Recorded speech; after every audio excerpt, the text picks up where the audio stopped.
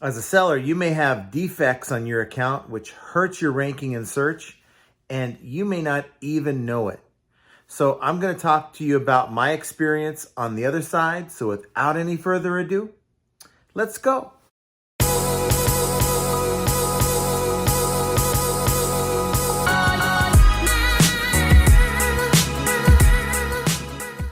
Hello everyone, welcome back to the channel. This is John once again from Flippin' Ain't Easy. And I wanted to make a quick video to share with you the experience that I dealt with on our other account, the one that we recently basically closed down. I don't know if it's temporary or not, but instead of trying to, run two small stores, we're deciding to try to build up one store. We want to try to combine our efforts to build this one account, my value trends account, where the last couple of years is only hovering anywhere between 300 and maybe 500 listings. And we were doing okay with that account given the small number of listings. And our thoughts were, if we can just build this one store, maybe 3-4 times the size that we're used to. And as a result, it's a numbers game, that we get 3 to 4 times the amount of sales and income from that, just doing the math, right? But I digress. That's kind of the thought behind it. So we closed the other store, and we didn't close the account. It's still there, and I really haven't decided what I'm going to do with it just quite yet. But we still had 3 outstanding returns. I ended up having to call eBay last week because when I received the 3 returns back on this account, eBay had already put a negative balance in my available funds. And that's fine. I mean, they did that when the buyers opened a return for some reason. I think I mentioned to you that about a week ago. But when I went to issue a refund on these returns, I would get this red error message that basically states that we were unable to process the refund. Please add a different form of payment on your account for this purpose. And that's not how it works. eBay has my checking account. eBay has a valid credit card on file, and that's never changed. That's never been removed. And that was a problem because it wouldn't let me process my refund. And it did it for all 3 items. I called last week on Thursday, and they told me, this rep told me that I need to give it 48 hours and try it again. And I knew that was just a quick answer to get me off the phone, but honestly, I didn't want to spend a lot of time. So I just said, okay, fine. There was still time left in the return. And that's another thing. eBay only gives us 2 to 3 days to process these returns, and it could time out on us. So that's something we want to avoid as well. So I said, fine, I'll call you back on Monday. So I called back on Monday, and actually that was the date that it told me that I had to refund one of the items by. And so I spoke to a rep and explained to that rep what was going on. They transferred me to the refunds department, and within 10 minutes, they were able to get 2 of them done. Now, I didn't have time to get the 3rd one done, and there's a little bit more involved in that one. So I basically told them I was going to call them back. And essentially, that particular return was one where the buyer didn't use the return label that I purchased on eBay. They used their own return label, and it got to me, and eBay was still showing that the buyer needs to return the item. So I knew I had a little bit more time to kind of work with on that, but the buyer was wondering where the refund was. So I called eBay back because it was giving me the same error message when I tried to refund that one. And I called earlier today being Thursday. I explained to the rep what was going on, and he didn't even know really what my deal was, even though I had to explain to him over and over again. Finally, he transferred me to someone in the escalations department, and I explained to them yet again what was going on. And finally, she was able to refund that buyer by using my checking account as the form of payment, which was already on file. But while I was on hold with her, I noticed something, and that caught my eye. The 2 refunds that eBay did for me on Monday came up as defects on my account.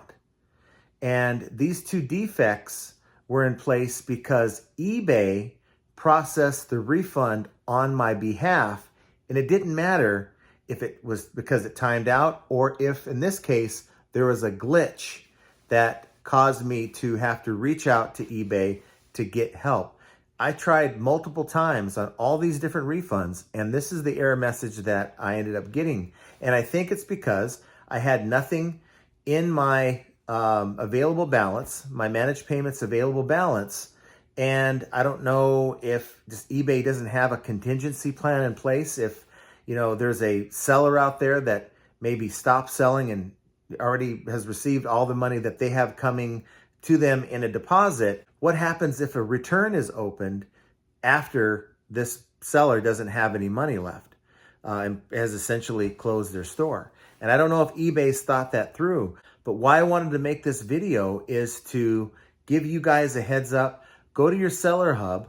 So click on My eBay Selling, and then the summary page will give you seller status on the right-hand side. And you want to see if you have any defects. And if you have anything other than 0%, you want to click on that and you want to see exactly what the defects happen to be.